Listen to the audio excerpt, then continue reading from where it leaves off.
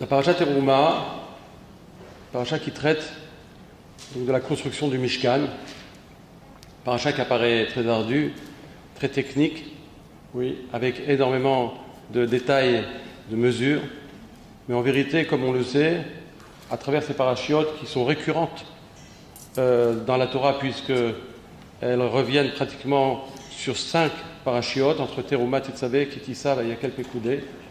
En vérité, ce sont énormément de principes que la Torah élabore et livre à l'homme. Il y a une Mishnah dans Masechet Avot qui nous dit la chose suivante. Rabbi Shimon Omer, Rabbi Shimon dit, ce ne sera pas un cours d'économie, ce sera vraiment, on essaiera de faire un Dvar Torah. Rabbi Shimon dit, Shlosha Ktarim Hem. Rabbi Shimon Bar Yochai dit, il y a 3 couronnes de cette Mishnah, Keter Torah, Keter Kehuna et Keter Malchut.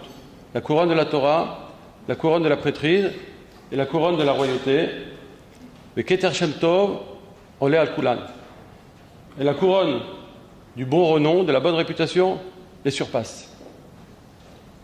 La question que posent les Mefarshim sur cette Mishnah dans Masechet Avot, c'est quelle est la place du Keter Shem Tov?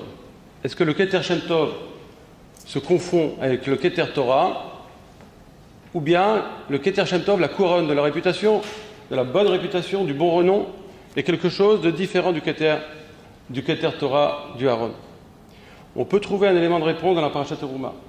Dans la Parashat Teruma, il est question de la construction des éléments qui composaient le Mishkan, à commencer par le premier, le plus important d'entre eux, qui était le Aaron.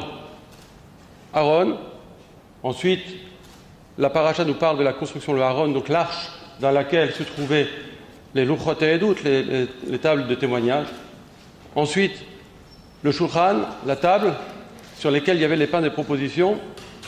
Enfin, la Menorah, oui, que l'on allumait, et dont il a été question encore récemment dans la parashat Be'alotecha, la Menorah, le candélabre, sur lequel on allumait les 7 nérotes centrés autour du ner Ma'aravi, du ner central de la Menorah.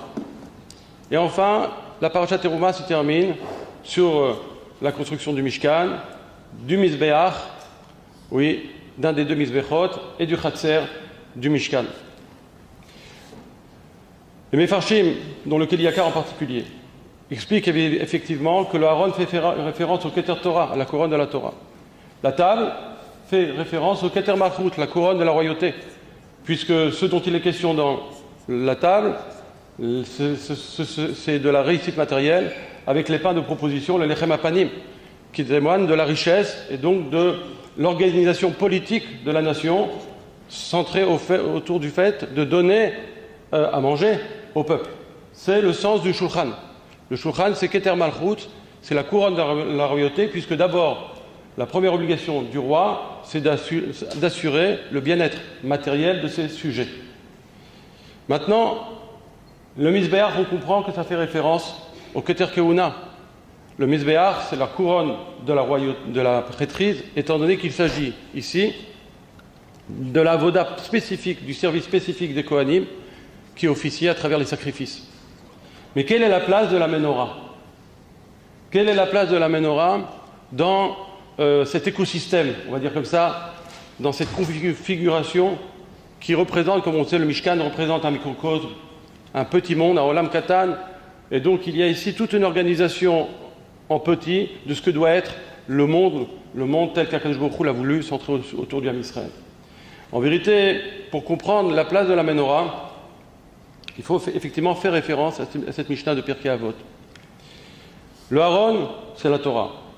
La Torah, on ne doit pas escompter une quelconque récompense de la Torah. Le Keliakar dit que dans toute la paracha qui traite de la construction du Aaron, la lettre Gimel n'apparaît pas, pour nous dire qu'un homme ne doit pas escompter à travers son étude d'avoir une récompense quelconque. Il doit étudier ce qu'on appelle l'ishma. Il doit avoir une étude désintéressée. Mais malgré le fait que le Aaron incarne la dimension de la Torah, il y a une autre dimension dans la Torah elle-même qui est la capacité de traduire la Torah dans sa vie au quotidien. Et ça, c'est la dimension de la Menorah. La Menorah, c'est la dimension de la Torah et des mitzvot.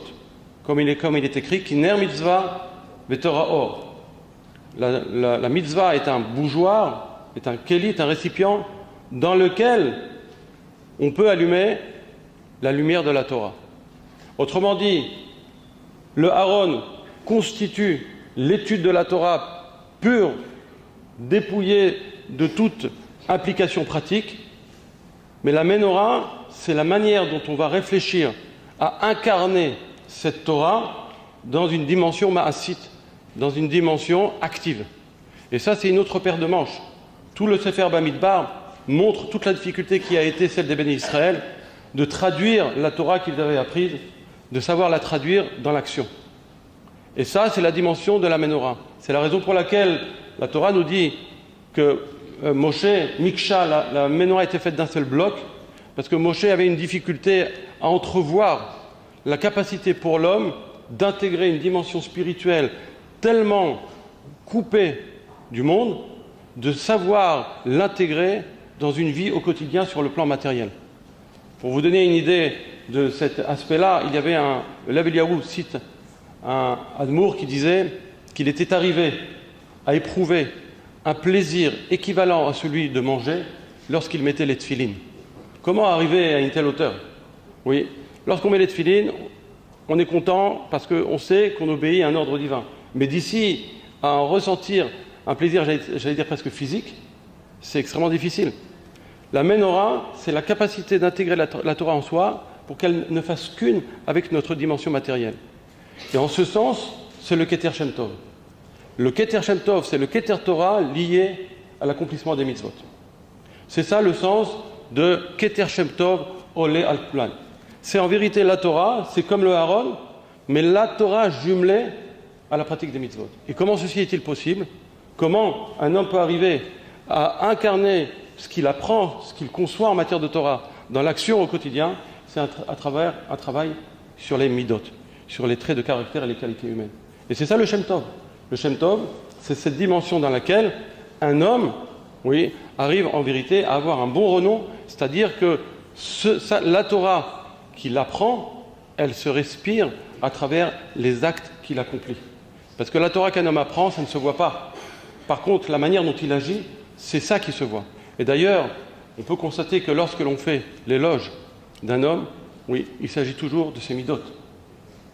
Et je voulais dire à ce sujet que quand on dit Tov Shem Mishem En Tov, Veyom Hamavet Miyom Ebalado. Oui, Tov Shem, le beau renom, est meilleur que le meilleur des parfums. Veyom Hamavet est le jour de la mort mieux que le jour de la naissance. On comprend en général, oui, que le parfum, c'est-à-dire ce qu'on respire de l'homme, ce qui peut se voir de ce qu'il est. Chez Rabbi David Messas, moi je ne l'ai pas connu personnellement, effectivement, il y avait cette bienveillance, comme l'ont dit les rabbinim précédemment, cette bienveillance à l'égard des autres, mais le meilleur parfum qu'a laissé Rabbi David Messas, ce sont ses enfants.